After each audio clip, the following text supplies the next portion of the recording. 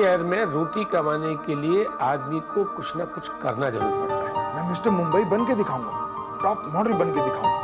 बस एक बार फोटो खिंचवा लूं और जस्सी जी एक बार मुझ में मेरी खूबी देख लें। यार ये कलेक्शन बहुत महंगा है यार मैडी।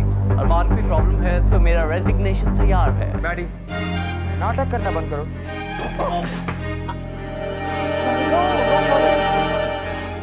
ये कहाँ जा रहे हैं? नए कलेक्शन की तैयारी बड़ी जल्दी हो गई। आ रही है तैयारी हमेशा एडवांस में है, खास करके जब पिछला कलेक्शन फ्लॉप हो गया। तो मुझे सेल्स रिपोर्ट दिखा रही है, मुझे सब लगता है बदलना पड़ेगा मेरे कहने पर।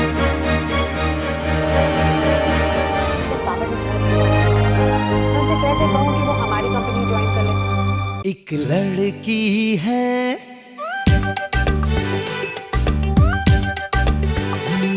एक लड़की है आसमां के नीचे, सब बातों में आगे, रूप रंग में है पीछे। दुनिया तो उसकी हंसी उड़ाए पर वो हंसती कहती जाए तुम जैसे लाखों है पर जस्सी जैसी कोई नहीं। जस्सी जैसी कोई नहीं। एक दिन फिर ऐसा आएगा सारा जहां फिर उसे कहेगा हम जैसे लाखों हैं पर जैसी जैसी कोई नहीं। जैसी जैसी कोई नहीं। जैसी जैसी कोई नहीं। जैसी जैसी कोई नहीं। नहीं हो सकता, बिल्कुल नहीं हो सकता। क्या नहीं हो सकता? जैसे इतना सारा काम तो बिल्कुल नहीं हो सकता। कंपनी को अगर ढंग से चलाना है तो हमें कम से कम 2 नए लोग और चाहिए होंगे। 2 लोग और? नंदू काम का इतना प्रेशर बढ़ गया है? और नहीं तो क्या जस्सी, मेरे सर पे तो काम का इतना बोझ है कि मुझे लगता है कि दिन ब दिन मेरी हाइट छोटी होती जा रही है। मतलब अब तुझसे काम नहीं होगा? अब तू खुद ही देखना, कोई एक ऐसा आदमी होता जिसको थोड़ा बहुत एक्सपीरियंस होता तो कंपनी की हेल्प हो जाती। अब मैं अकेला तो हर चीज को ध्यान से नहीं देख सकता ना। हर चीज को क्या, तू कुछ भी नहीं कर सकता। क्या हुआ, ऐसी प्रॉब्लम क्या है?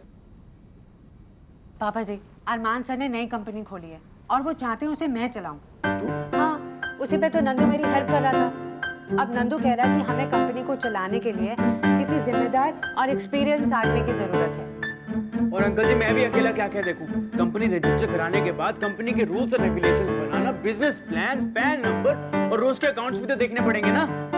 नंदू अब जो भी है उसमें तुझे संभालना पड़ेगा, उसमें कोई दूसरा रास्ता नहीं है। जब तक हमें नया ऑफिस नहीं मिल जाता तब तक हमें घर में ही काम करना पड़ेगा ना।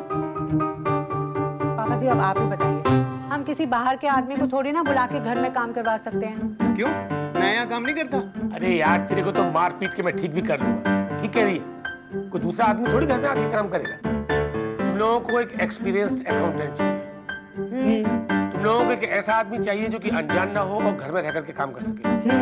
तुम लोगों ने इतने मोटे मोटे फ्रेम के चश्मे लगा रखे हैं, फिर भी तुम लोगों को दिखाई नहीं देता। इतना नहीं हो गया?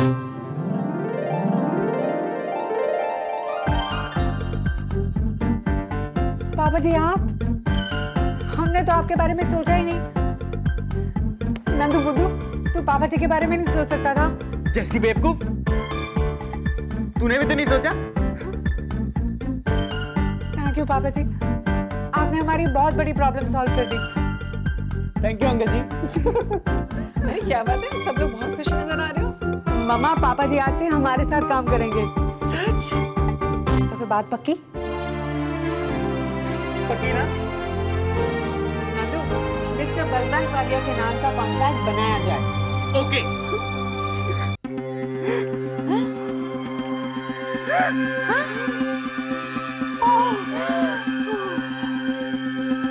जस्सी, तुम्हारी जिंदगी का रास्ता ना थोड़ा सा टेढ़ा है और कहीं कहीं बहुत ही डेंजरस दिखाई दे रहा है। तुम्हारा मतलब मेरे काम से या मेरी पर्सनल लाइफ से? दोनों से। मुझे तुम्हारी प्रोफेशनल और पर्सनल जिंदगी ना मुझे कहीं तो मिलती हुई दिखाई दे रही है। तो रहने दे, पिछली बार तूने कहा था कि जस्सी की जिंदगी में एक आदमी आएगा जो उसकी जिंदगी बदल डालेगा। ना कोई आदमी आया ना उसकी परछाई। एक मिनट है, सुन त्रिशला, तूने कहा कि जस्सी की जिंदगी में पर्सनल और प्रोफेशनल दोनों ही जिंदगी में प्रॉब्लम आने वाली है। तो फिर क्या गुलमोहर का बुरा वक्त आने वाला है? ऐसा कैसे जस्सी की पर्सनल और प्रोफेशनल दोनों लाइफ अलग अलग है। वो कैसे एक साथ चल सकती हैं? क्यों नहीं चल सकती? अगर जस्सी मनी मन गुलमहर के किसी आदमी से प्यार करती हो तो? नहीं, मेरे मन में कोई आदमी नहीं है, ना ऑफिस में और ना ही मेरे घर पर। मेरी जिंदगी में तो कोई आदमी हो ही नहीं सकता। क्यों? क्योंकि मैं तो पैदाइशी कुंवारी हूँ। मगर आदमी जरूर आएगा। मुझे तुम्हारी इमोशनल लाइफ में उथल पुथल साफ दिखाई दे रही है, और फिर तुम फंस जाओगी काले डरावने तूफान के बीच, जहाँ एक सपना जो तुम दिन रात देख रही हो वो अचानक पूरा हो जाएगा। अब तो मुझे भी यकीन हो गया कि तुम्हारी लाइफ में एक लड़का जरूर है। चलो, नो सीक्रेट्स, नाम बताओ, नाम बताओ। चुप कर, और कौन होगा? वो ये इसकी लाइफ में एक सिंगल पीस, नंदन वर्मा उर्फ नंदू। तुम लोग बिना पता नहीं क्या क्या सोचती रहती हो। नंदू मेरा बॉयफ्रेंड नहीं है, वो सिर्फ मेरे साथ मेरे कॉलेज में पढ़ता था। और तुम्हें वो मेरे फ्यूचर में शायद इसलिए दिखाई दे रहा है क्योंकि उसने अभी अभी नया काम शुरू किया है। तो संभल के सामान गिराएगा क्या? जीना है। अंकल जी आप रिलैक्स हो जाओ, मैं दीवार से टकराऊंगा तो चोट तो मुझी को ही लगेगी ना। हाँ, तेरी बटन जैसी है और ये शरीर है, करेगा क्या तू? अंकल जी मेरे शरीर में बहुत दम है, और वैसे भी जो भी मैं खाता हूँ ना वो मेरे दिमाग में जाता है, इसलिए दिमाग बहुत तेज चलता है। मैं समझ रहा हूँ तू क्या कहना चाहता? तू ये कहना चाहता कि मेरे में तो अकल है नहीं, मैं तो बिल्कुल बेवकूफ हूँ। नहीं अंकल जी मैं ऐसा तो नहीं कह रहा, मैं तो कह रहा हूँ तुम कमरा क्यों शिफ्ट कर रहे हैं? ऊपर वाले कमरे में क्या खराबी थी? तू खराबी था। दिन भर मेरे सिर पे खड़ा रहता ना, मैं कुछ काम नहीं कर सकता था। ये हॉल खुला है और तुम मुझसे दूर रहिए। ओए, तू ये क्या कर रहा है? ये डाले वाले बनाने से कुछ नहीं होता। जा ऊपर से फाइल लेके आ। चाचा जी आप घर बदल रहे हैं? लकी प्राजी हम घर नहीं कमरा शिफ्ट कर रहे हैं, और आज से अंकल जी ने हमारी कंपनी ज्वाइन कर ली है, कोहिनूर हेड अकाउंटेंट। देखना कंपनी को किधर से किधर लेके जाएंगे, है ना अंकल जी? अरे क्या इधर से उधर ले जाएंगे? अगर तू इतना लंबा भाषण देता रहेगा तो पता नहीं है दुनिया भर के काम तो मेरे घर में आकर के छोटा लगते हैं।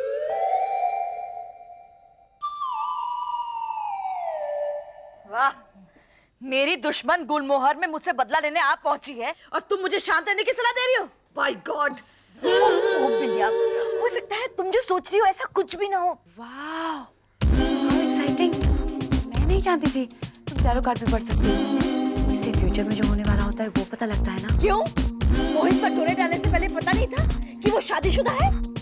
रिश्ता मेरे कार्ड्स भी पढ़ दो ना। तुझे अपना कार्ड दिखाने की जरूरत नहीं है। मेरा फ्यूचर तो मुझे साफ साफ दिखाई दे रहा है। चल तो अभी भविष्यवाणी कर दूं। बिंदिया प्लीज बस करो। नीना, हम सबकी मेंटल पीस के लिए यहाँ से जाओ जाओ। बिंदिया, तुम्हें त्रिशला ने अभी भी कहा ना शांत रहने के लिए, वरना तुम्हारी नौकरी जा सकती है। ज्यादा गड़बड़ की ना तो पुलिस स्टेशन पहुंचाओगी। ओहो, सब लोग लड़ना झगड़ना बंद करो और आगे सुनो ना। लीना यहाँ शायद बदला लेने ही आई है। देखा, मैंने कहा था ना। पर तुम्हें उसे सबक सिखाना है ना, तो ठंडा दिमाग रखो। दिमाग ठंडा रहे या दिमाग उबलकर बाहर आ जाए, लेकिन मैं लीना को मोहित से अलग करके रहूंगी। यहाँ पे ऑयल फ्री खाना नहीं मिलता क्या? ये खाना खा के तो मैं भी मोटी और बदसूरत हो जाऊंगी।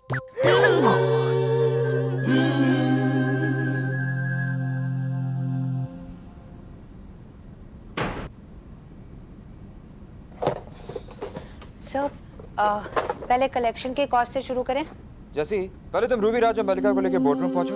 अपना कैलकुलेटर और सप्लाईज की लिस्ट मत भूलना। आज हमें वहां पे कुछ इंपॉर्टेंट डिसीजंस लेने। ठीक है सर।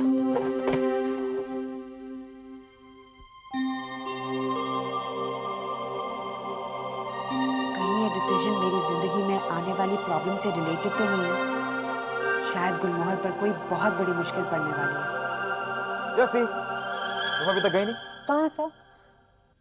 मीटिंग फिक्स करने। Yes sir.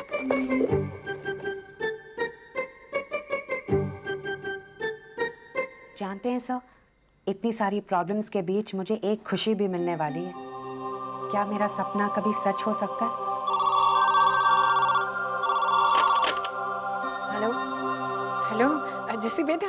मामा, सब ठीक तो है ना? हाँ सब ठीक है, बस यूं ही जी कर गया तेरे साथ बात करने का। बोलिए ना मामा। जैसी बेटा थैंक यू, बहुत बहुत थैंक यू। लेकिन मैंने कौन सा शाबाशी वाला काम कर दिया? बेटा इतने दिनों बाद तेरे पापा के चेहरे पे खुशी देखी है मैंने। पता है छोटे बच्चे की तरह उछल उछल कर सारा सामान हॉल में लगा रहे हैं। बेटा मुझे मालूम है तूने अपने पापा के लिए पहले से सोच के रखा था। और नहीं तो क्या, आप ही की तो बेटी हूँ। जब आप दिन रात हमारे अच्छे के लिए सोचती रहोगी तो इसका थोड़ा असर तो मुझ पे भी पड़ेगा ना। फिर से थैंक यू। वैसे मामा, थैंक यू मुझे आपको कहना चाहिए। अगर मैं पापा जी का हाथ पकड़ के चलना नहीं सीखती तो आज दौड़ती कैसे?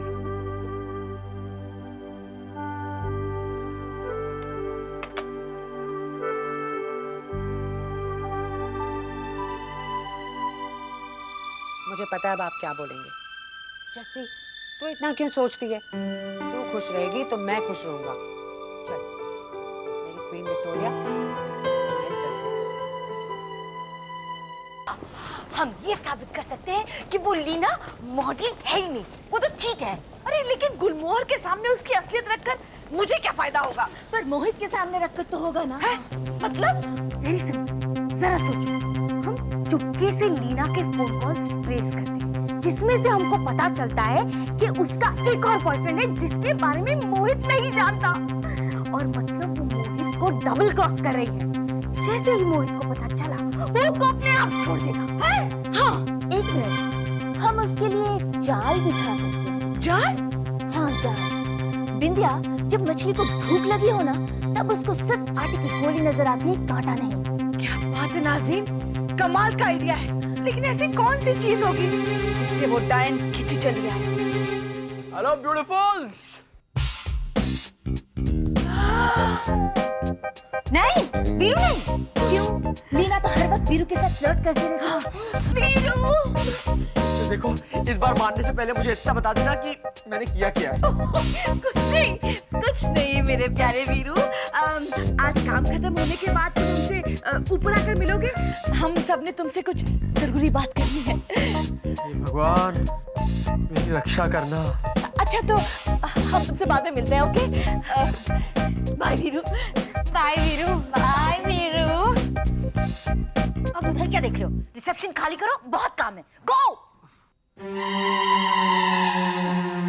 हो क्या रहा है यार? जस्सी, कहाँ भागी जा रही हो? मीटिंग में। You know what, Jassi?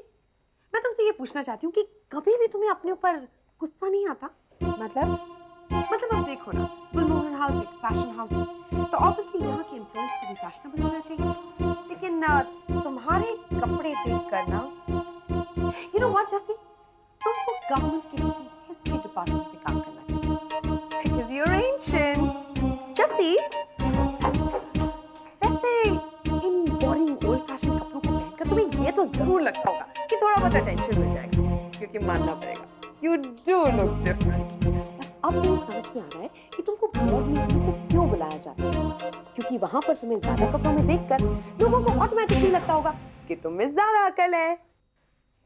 परी, तो फिर ऐसे कपड़ों में तुम्हें देखकर लोगों को लगता होगा कि तुम्हारी अकल भी ऐसी है। How dare you? क्या मतलब है तुम्हारा? मतलब ये परी, बुरी शक्ल को छुपाने के लिए आई शैडो लिपस्टिक तो लगा सकते हैं, लेकिन बुरी अकल का कोई इलाज नहीं। मैं मीटिंग में जा रही हूँ।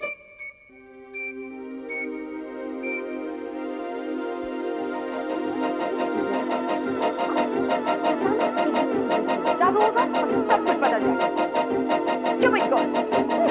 अरमान चाहता है कि आज की मीटिंग में हम लोग लिस्ट ऑफ सप्लायर्स चेक कर लें और फैब्रिक्स भी अप्रूव कर लें।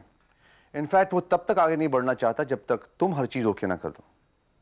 Really, Raj? कम ऑन मलिका, तुम तो जानती हो कि तुमसे पूछे बिना वो अपनी आंख की पलक भी नहीं झपकाता। Really? Hi Raj, hi Mallika. Hi Ruby. Hey Ruby, बहुत ही यंग दिख रही हो। Naughty boy. Hey Ruby. Hello. आओ बैठो। Thank you.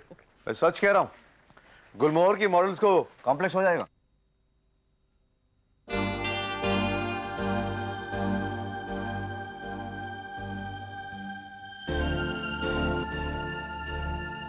रूबी जी, आप इधर बैठ जाओ, मैं उधर ज्यादा कंफर्टेबल हूँ। ठीक है।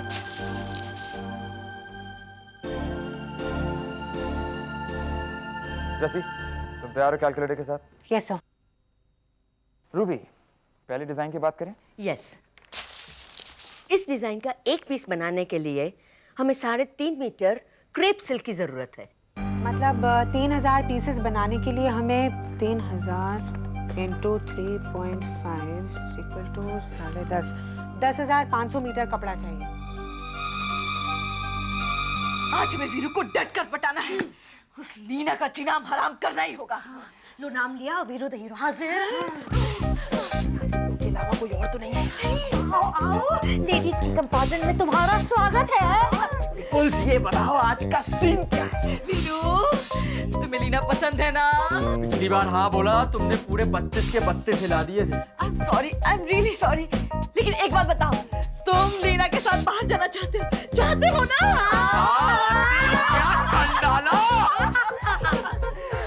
पर तुम लोगों के कहने पर क्यों जाऊं? मेरा जब मन करेगा मैं तब जाऊं। प्लीज मेरे अच्छे वीरू। वीरू, लीना मोहित और बिंदिया के बीच में पत्थर बनकर खड़ी है, और जब तक उसे धक्का नहीं मिलेगा तब तक वो रास्ते से हटेगी नहीं। अरे उसको तो मैं संभाल लूंगा, पर मेरी बेचारी जेब। अरे आप लड़की को बाहर लेके जाते हैं, खर्चा होता है, मेरा कुछ स्टाइल।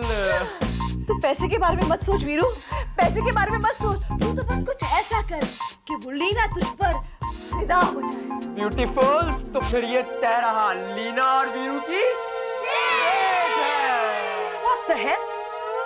तुम यहाँ क्या कर रहे हो? तुमसे मतलब, मेरे पास स्पेशल पास है। अच्छा, तो अब तुमने हमारे पाउडर रूम को अपना गॉसिप रूम बना लिया है। किसकी बिचिंग कर रहे हो? वो तो तुम्हें जान लेना चाहिए ना अब तक परी। तुम्हारे अलावा हम और किसकी बात करेंगे? You know, अगर तुम लोग का ऐसे ही चलता रहा ना, तो बहुत जल्द तुम्हें गुलमोहर हाउस से बाहर उठाकर फेंक दिया जाएगा। तुम अपनी फिक्र करो ना परी। वैसे भी तुम्हारी तो सारी चीजें नकली है ना परी। तुम्हारा दिल भी नकली है, यहाँ तक कि तुम्हारे तो स्टाइलिश कपड़े भी नकली है।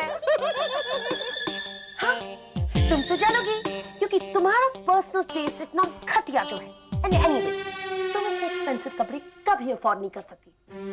Understood? मैथिली, ये क्या कह दिया उसने? अब तो तुम्हें कुछ करना ही पड़ेगा। अगर हम कर्मा के पास मटेरियल लेते हैं तो वो हमें 26 लाख का पड़ेगा, लेकिन अगर हम जोशीना से लेते हैं तो वो 24 लाख का पड़ेगा। पर सर, अगर हम सीधे मेटालिक इंडस्ट्री के पास जाते हैं तो हमारा 1 लाख और बच सकता है, यानी टोटल कॉस्ट 23 लाख। तुम सारे फिगर्स तैयार रखना, हम लोग कल सुबह इस पे डिसीजन लेंगे। Okay? Yes sir. Okay everybody, आज के लिए इतना काफी। थैंक्स रूबी मैम, काफी लेट हो गया है। क्या हुआ, आपकी तबीयत तो ठीक है ना? अरमान, जब तुम छोटे से थे तब से मैं इस कंपनी में काम कर रही हूँ, और आज इसी हक से मैं तुम्हें कुछ कहना चाहती हूँ।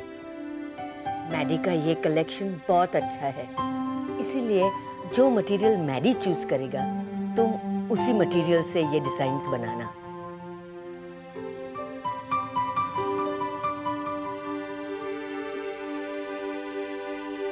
रूबी, आपने मुझे पहले भी वार्न किया था, लेकिन मैंने आपकी बात नहीं मानी। शायद इसीलिए इतनी मुश्किलों से गुजर रहा हूं। रूबी, आप सबने मिलकर गुलमोहर को इतना ऊंचा उठाया है, तुम इसे नीचे कैसे झुकने दे सकते?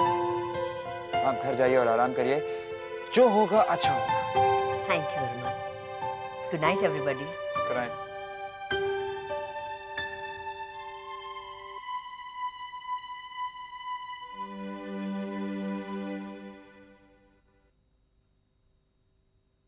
परी, जरा अंदर आना।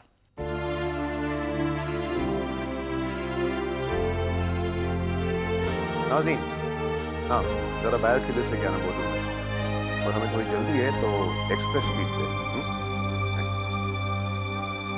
ए नाज़रीन, कहाँ जा रही है? आइए, फाइल में राज सर को देके आ रही हूँ। ओके, मैं दे दूँ।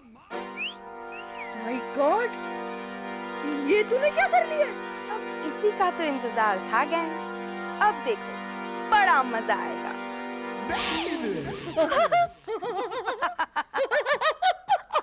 परी, आज रात मैं राज और जस्सी ऑफिस में रहेंगे, तो तुम हमारे लिए कुछ खाना पीना, कुछ रिफ्रेशमेंट्स ऑर्गेनाइज कर देना, ओके? और मेरे लिए क्लब सैंडविच और आइस टी। कौन सा फ्लेवर? ड्राई पीच मेरा फेवरेट है। ओके। अगर पीच ना मिला तो लेमन चलेगा? चलेगा? कुछ नहीं चलेगा परी, ले आओ। Okay, no problem. अभी मैं बेसाइड कैफे फोन करके ऑर्डर प्लेस करती हूँ। Special you like? अरमान, पता नहीं आज कुछ दो क्यों नजर आ रहे हैं। लगता है भूख के मारे। परी, मेरा ऑर्डर नहीं होगी, मुझे भी भूख लगी है। राज, तुम सब कुछ थोड़ा थोड़ा मांग के खा लेना, ओके? Ha ha ha!